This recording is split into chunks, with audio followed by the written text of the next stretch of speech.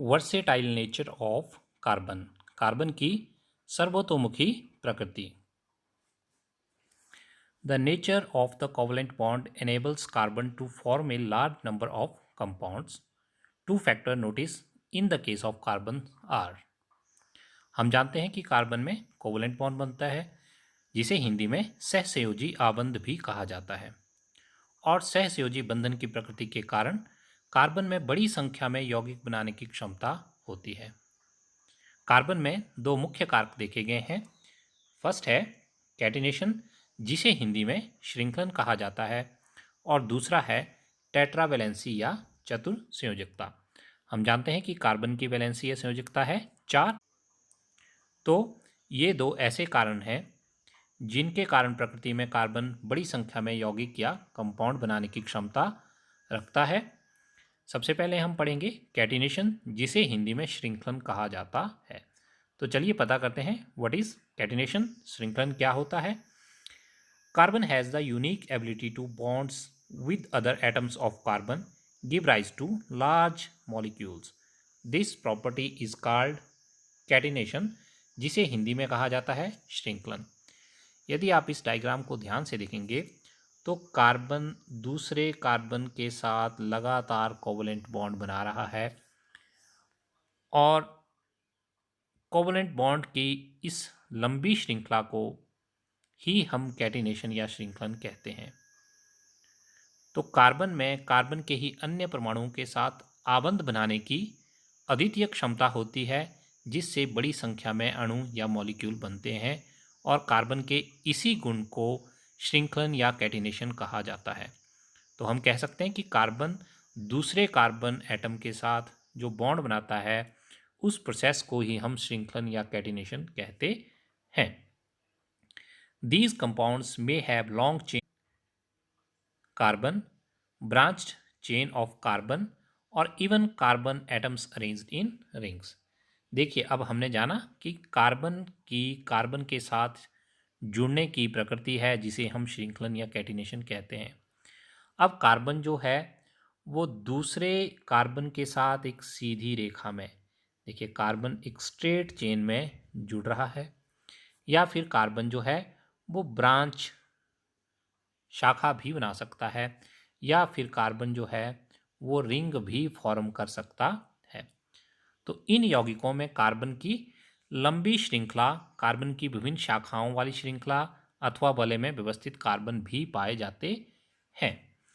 In addition carbon atoms में be linked by single, double और triple bonds. इसी के साथ कैटिनेशन में श्रृंखल में कार्बन दूसरे कार्बन के साथ सिंगल बॉन्ड, एकल आबंध, डबल बॉन्ड, द्विआबंध, या फिर ट्रिपल बॉन्ड, त्रिआबंध में भी जुड़ा हो सकता है। चलिए अब पता करते हैं कि सैचुरेटेड कंपाउंड्स, संतृप्त यौगिक क्या होते हैं।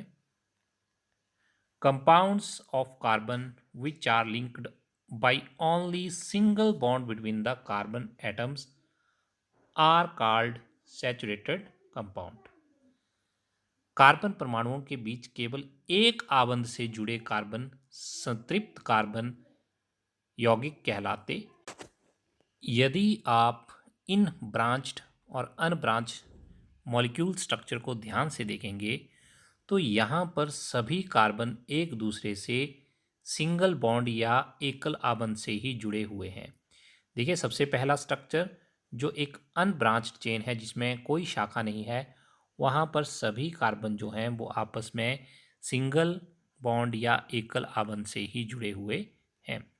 अब देखिए, ये दोनों स्ट्रक्चर जो हैं वो ब्रांच्ड चेन है, उनमें शाखा निकली हुई है, लेकिन इसमें भी सभी कार्बन जो हैं वो आपस में सिंगल बॉन्ड या एकल आबंध से ही जुड़े हुए हैं, और वैसा ही इस स्ट्रक्चर में भी कुछ हो रहा है। तो जहां पर कार्बन दूसरे कार्बन से केवल सिंगल बॉन्ड या एकल आबंध के माध्यम से जुड़ा होता है, उस प्रकार के कंपाउंड्स या यौगिक को हम सैचुरेटेड कंपाउंड या संतृप्त यौगिक कहते हैं।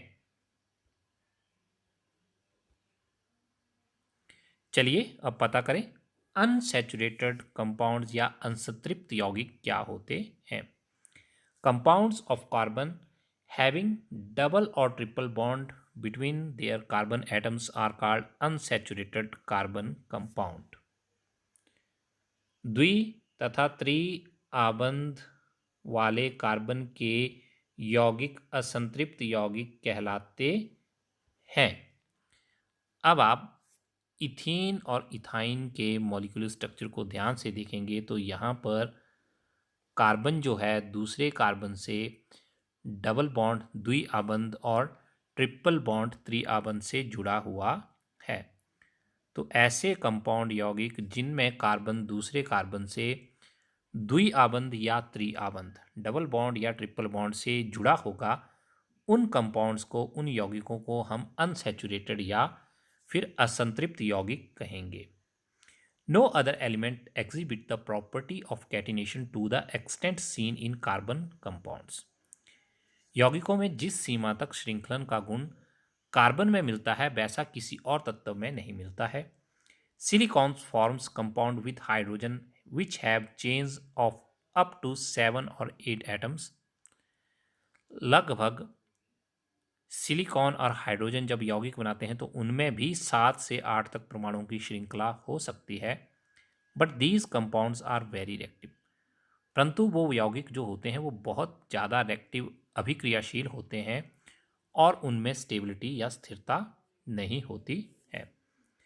The carbon carbon bond is very strong and hence stable. जबकि बात करें कार्बन कार्बन बॉन्ड की तो वो स्ट्रॉन्ग होता है, मजबूत होता है, प्रबल होता है और इसी के कारण वो स्टेबल या स्थायी भी होता है। This gives us a large number of compounds with many carbon atom linked to each other.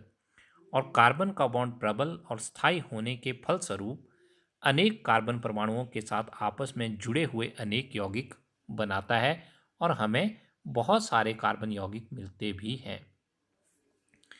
अब जो कार्बन कंपाउंड हैं उनका एक और गुण था टेट्रावैलेंसी, जिसे हिंदी में चतुसंयोजकता कहा जाता है। तो चलिए पता करें कि ये चतुसंयोजकता या टेट्रावैलेंसी क्या है। Since carbon has a valency of 4, अब हम जानते हैं कि कार्बन जो है उसके एटम के न्यूक्लियस में प्रोटॉन और न्यूट्रॉन होते हैं 6।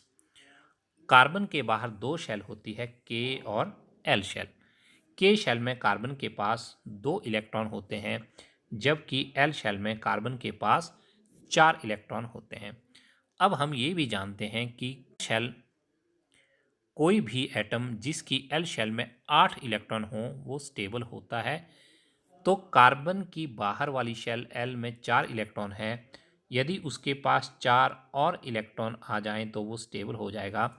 इसका मतलब कार्बन की वैलेंसी 4 है, वो 4 और एटम प्राप्त कर सकता है या फिर 4 और एटम किसी को दे सकता है।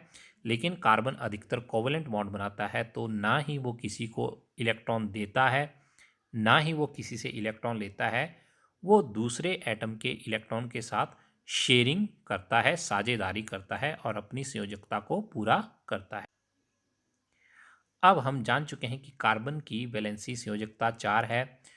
So it is capable of bonding with 4 other atoms of carbon और atom of some other monovalent element. तो 4 संयोजकता होने के कारण कार्बन के 4 अन्य परमाणुओं के अथवा कुछ अन्य एक संयोजक तत्वों के परमाणुओं के साथ आबंधन की क्षमता रखता है। हाइड्रोजन एक मोनोवेलेंट एटम है, हाइड्रोजन की वैलेंसी 1 है। तो कार्बन इस तरह के बहुत सारे अलग अलग एटम या परमाणुओं के साथ जुड़ने की क्षमता रखता है। Compounds of carbon are formed with oxygen, hydrogen, nitrogen, sulfur, chlorine, and many other elements, giving rise to compounds with specific property which depend on the element other than carbon present in the molecule. तो अब हम जान चुके हैं कि carbon की पास catenation या श्रृंखलन का गुण है, साथ ही वह टेट्रावेलेंट है, चतुसंयोजकता है। तो कार्बन जो है वो oxygen, hydrogen, nitrogen, sulphur, chlorine तथा अन्य तत्वों के साथ मिलकर कार्बन के यौगिक बनाते हैं और यह यौगिक जो होते हैं वो विशेष गुण वाले यौगिक होते हैं जो अणु में कार्बन के अतिरिक्त उपस्थित तत्व पर भी निर्भर करते हैं। Again, the bonds that carbon form with most other elements are very strong, making these compounds exceptionally stable. अब हमने पढ़ा था, जाना था कि कार्बन के साथ कार्बन का बॉन्ड जो है वो प्रबल है, स्ट्रॉन्ग है, वो स्टेबल होता है। ऑक्सीजन, परंतु कार्बन कार्बन के अलावा ऑक्सीजन, नाइट्रोजन, हाइड्रोजन इत्यादि के साथ जो भी आबंध बनाता है वो आबंध भी स्ट्रॉन्ग या प्रबल होते हैं, और इसी के फलस्वरूप ये सारे यौगिक भी स्थायी होते हैं, स्टेबल होते हैं। One reason for the formation of strong bond by carbon is its small size. अब क्या कारण है कि कार्बन जो है वो स्ट्रॉन्ग बॉन्ड बनाता है? इसका मुख्य कारण है कार्बन का साइज, आकार जो है वो छोटा है। देखिए, हम जानते हैं कि कार्बन के पास सिर्फ दो ही शेल होती है, के और एल शेल, और दो शेल होने के कारण उसका आकार जो है छोटा है। This enables the nucleus to hold on to the shared pair of electron strongly. और न्यूक्लियस जो है जिसमें प्रोटॉन होते हैं पॉजिटिव चार्ज वाले, वो इलेक्ट्रॉन को बहुत मजबूती से पकड़ के रखता है। The bonds formed by elements having bigger atom are much weaker. जबकि ऐसे एटम जिनका आकार बड़ा होता है उनका न्यूक्लियस जो है बाहर के इलेक्ट्रॉन को मजबूती से नहीं पकड़ सकता है, तो वो यौगिक जो होते हैं वो इतने मजबूत नहीं होते हैं, वो कमज़ोर होते हैं। तो हम जान चुके हैं कि कार्बन द्वारा प्रबल आबंधों के निर्माण का एक कारण इसका छोटा आकार है।